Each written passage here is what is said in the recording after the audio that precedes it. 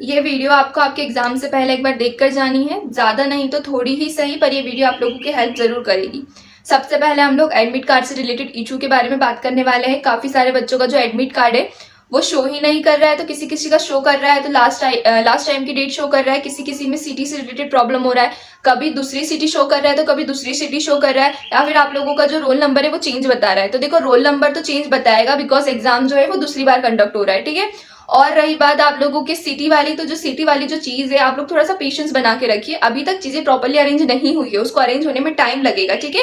तो आप लोग उसको थोड़ी देर बाद डाउनलोड कीजिएगा। जैसे कि आप लोग अगर 9 तारीख को आप लोग डाउनलोड करके देखते हो तो आई एम श्योर कि वो आपको एक्यूरेट जो भी सिटी आप लोगों की वो ही बताएगा, ठीक है। थोड़ा सा पेशेंस रखिए उस मामले में। बाकी सिटी से रिलेटेड प्रॉब्लम काफी सारे बच्चों को हो रही है, किसी पर्टिकुलर बच्चों को नहीं हो रही है, ठीक। तो ये वाली जो चीज है वो नॉर्मली मानी जाएगी बिकॉज सभी को हो रही है सिटी वाली प्रॉब्लम। तो उसमें आपको कुछ नहीं करना है, थोड़ा सा पेशेंस बना के रखो, आपकी जो प्रॉब्लम है सॉल्व हो जाएगी। कुछ टाइम बाद आप लोगों को जो आपकी सिटी है वो एक्यूरेट ही शो करेगी, ठीक है। और रही बात उन बच्चों की जिनका एडमिट कार्ड शो ही नहीं कर रहा है या फिर उनका जो डेट है वो लास्ट टाइम का ही बता रहा है, तो आप लोग एनटीए के ऑफिशियल वेबसाइट पे जाकर जो ईमेल गिवन है उस पर ईमेल कीजिए, आपकी प्रॉब्लम उनसे शेयर कीजिए, उनको बताइए कि हम लोगों को ये प्रॉब्लम आ रही है। तो शायद में भी वो आप लोगों की प्रॉब्लम को ध्यान में रखे और वो चीज को सुधारने की कोशिश करे।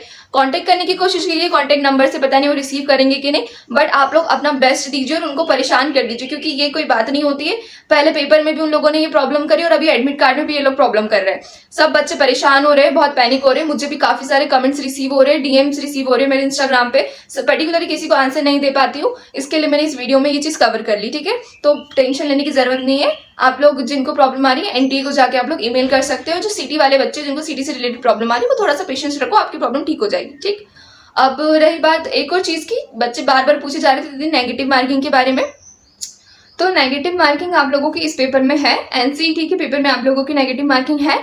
आप लोगों को अगर आप एक आंसर सही करके जाते हो तो आप लोगों को 4 नंबर मिलेंगे। अगर आप एक आंसर गलत करते हो तो आप लोगों की एक मार्क्स की नेगेटिव मार्किंग होगी, ठीक है। 1 मार्क्स आप लोगों का कटेगा अगर आप लोग एक क्वेश्चन गलत करते हो तो, लेकिन वहीं एक क्वेश्चन आप सही करते हो तो आपको 4 नंबर मिलेंगे, ठीक है। तो ये चीज आप लोगों को पता है। आप लोगों को 640 का पेपर मिलेगा, ठीक।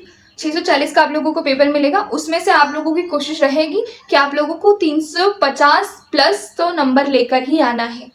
350 प्लस सबका टारगेट होना चाहिए, फिर भले ही वो आते हैं या नहीं आते हैं वो बात की बात है, बट अभी अपने माइंड में ये सेट कर लो कि आप लोगों को 350 प्लस नंबर लेकर आने हैं, ठीक है। ये चीज सोच लो, क्योंकि कंपटीशन ज्यादा है। देख लिया ना, last time 30,000 approx form fill हुए थे, मतलब बच्चे प्रेजेंट थे। शायद इस साल मतलब इस बार ज्यादा हो, ठीक। तो इसके लिए सभी का टारगेट 350 प्लस होना चाहिए। फिर उसके बाद जो होगा कोई बात नहीं, उससे कम आता है तो भी हम लोग देख लेंगे क्या करना है। उससे ज्यादा आता है तो भी बहुत अच्छी बात है भाई, वो तो ठीक है, ज्यादा ही लाने हैं, ठीक है, कम लाने की कोशिश मत कीजिएगा। अब रही बात ये कि दीदी नेगेटिव मार्किंग है तो हम लोगों को क्वेश्चन में डाउट रहेगा, तो हम लोग उसे अटेम्प्ट करें या ना करें। तो देखो, अगर आप सबसे पहले क्या करना, सारे क्वेश्चंस जितने भी क्वेश्चन है जो आते हैं सब कुछ अटेम्प्ट कर लेना।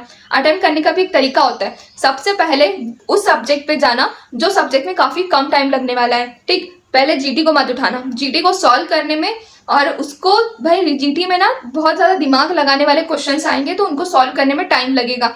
जीटी में पहले एनरोल मत होना, ठीक। सबसे पहले ऐसे सब्जेक्ट सेलेक्ट करो जिसमें आप अच्छे हो और उतने कम टाइम में आप लोग कर सकते हो। जैसे कि देखो, बायो वाले स्टूडेंट के लिए तो मैं बायो प्रेफर करूंगी, क्योंकि बायो एक ऐसा सब्जेक्ट है कि वो थ्योरी वाला है। अगर वो पढ़ के जा रहे हैं तो अगर वो क्वेश्चन वहां रीड करेंगे, उनको आता होगा तो फटाफट टिक लगा देंगे, उनका हो जाएगा। तो वो चाहे तो बायो को वो आधे घंटे में कर सकते हैं, बिकॉज देखो आप लोगों के पास 180 मिनट्स होंगे और 160 क्वेश्चन होंगे। 180 मिनट और 160 क्वेश्चन। तो आप लोग ये सोच लो 160 कोशिश करने आप लोगों को 180 मिनट्स में, ठीक है। तो सबसे पहले आप लोगों को क्या अटेम्प्ट करना है, सबसे पहले आप लोगों को ऐसा वाला सब्जेक्ट के ऊपर जाना है जो कि इजी लगता है आप लोगों को, और वो सब्जेक्ट जो कि कम टाइम में आप लोगों का पूरा कंप्लीट हो जाए, ठीक है। जैसे कि थ्योरी वाला, आप लोग चाहो तो फिजिक्स और केमिस्ट्री में भी जा सकते हो, उसमें थ्योरी गिवन रहेगी तो थ्योरी वाले क्वेश्चंस आप लोग कर सकते हो फटाफट।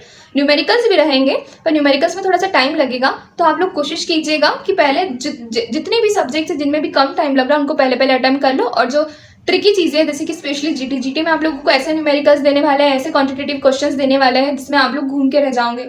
मुझे पता है, वो चीज मैं एक्सपीरियंस कर चुकी हूँ लास्ट ईयर, इसके लिए बोल रही हूँ, डरा नहीं रही हूँ, बता रही हूँ ताकि आप लोग पहले से मेंटली प्रिपेयर हो उस चीज के लिए, ठीक है। तो मैं आप लोगों को यही बोलना चाहती हूँ कि देखो, सबसे पहले तो आप लोग इजी वाले क्वेश्चन पेपर में जाना, क्योंकि देखो क्वेश्चन ज्यादा है और सिर्फ 3 घंटे हैं। सब्जेक्ट 7 सब्जेक्ट से 3 घंटे हैं, ये चीज़ ध्यान में रखिएगा। आप लोग एक क्वेश्चन को 1 मिनट से ज़्यादा नहीं दे सकते हो, ये चीज़ सोच लो। एक क्वेश्चन को 1 मिनट से ज़्यादा नहीं देना है। इसके लिए मैं बोल रही हूँ कि जो ट्रिकी क्वेश्चन है, जो मैथ्स से रिलेटेड क्वेश्चन आप लोगों के जीटी में आने वाले हैं, उसमें आप लोगों को ज़्यादा टाइम लगेगा। इसलिए मैं आप लोगों को बोल रही हूँ कि जो थ्योरी वाली चीज़ें हैं, थ्योरी वाली चीज़ों को आप लोगों को क्या करना है कि पहले पहले निपटा लेना है, ताकि उनमें कम टाइम लगे। जो इसका जो बचा हुआ टाइम है वो आप लोग उन क्वेश्चंस को दे सको जिसमें आप लोगों को ज़्यादा टाइम लगने वाला है, स्पेशली मैथ्स के न्यूमेरिकल्स हो गए, फिजिक्स के, जीटी, मैथ्स, ये सब चीज़ों में, ठीक है। तो उन सब चीज़ों को हैंडल करना पड़ेगा भाई। ये सब चीज़ें आप लोग पेपर में बैठ के नहीं सोच सकते, इसको घर से सोच के जाना। इसी के लिए मैं ये वीडियो बना रही हूँ कि आप लोगों को पेपर को अटेम्प्ट कैसे करना है। पेपर को एक अटेम्प्ट करना भी एक बहुत ही एक इंपॉर्टेंट चीज़ होती है भाई। इसको सोच के जाना घर से कि भाई हम अटेम्प्ट कैसे करेंगे, सबसे पहले हम कौन सा क्वेश्चन जाएंगे, फिर क्या करेंगे, ये सब चीज़ें घर से सोच के जाना, बिकॉज वहाँ पर आप लोगों के पास बिल्कुल टाइम नहीं रहेगा सोचने का, ठीक है। 3 घंटे रहेंगे, बहुत सारे क्वेश्चन रहेंगे, 7 सब्जेक्ट से कम नहीं होते हैं। एक क्वेश्चन को एक मिनट से ज़्यादा नहीं देना है।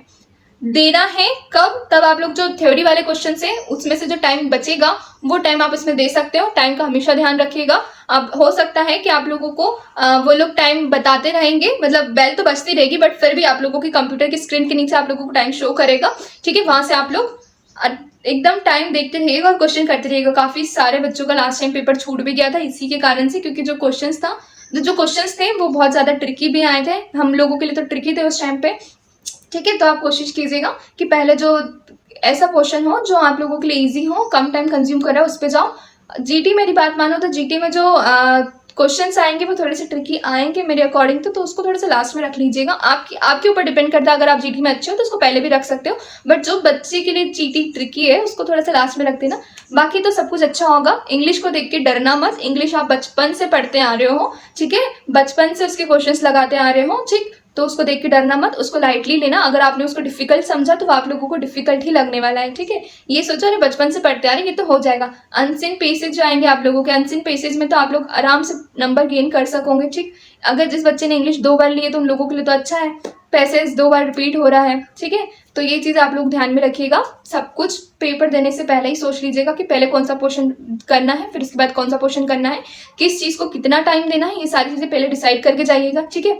और वहाँ पर आप लोगों को पहले ही पहुँचा देते हैं, पहले बिठा देते हैं और फिर पैनिक अटैक आने लग जाता है, बच्चों को डर लगने लग जाता है। तो ये चीज़ अवॉइड करिएगा, ठीक। इंटर से रिलेटेड इन्फॉर्मेशन तो मैं आपको पहले ही बता चुकी हूँ कि क्या क्या आपका ड्रेस कोड रहना चाहिए पिछले वाले वीडियो में जब आप लोगों का पेपर होने वाला था लास्ट टाइम, और क्या क्या चीज़ें लेकर जानी है ये चीज़ भी मैं कवर कर चुकी हूँ, बट ये इंपॉर्टेंट चीज़ है तो मैं आपको फिर से रिपीट कर रही हूँ। आप लोगों का आधार कार्ड या फिर कोई सी और आईडी प्रूफ आप आपके साथ लेकर जाइएगा याद से, ठीक है। एडमिट कार्ड लेकर जाइएगा और पेन आप लोगों को वहीं से प्रोवाइड करेंगे तो पेन लेके जाने की ज़रूरत नहीं है। और पानी की बॉटल आप लोग आपकी ट्रांसपेरेंट लेके जाइएगा।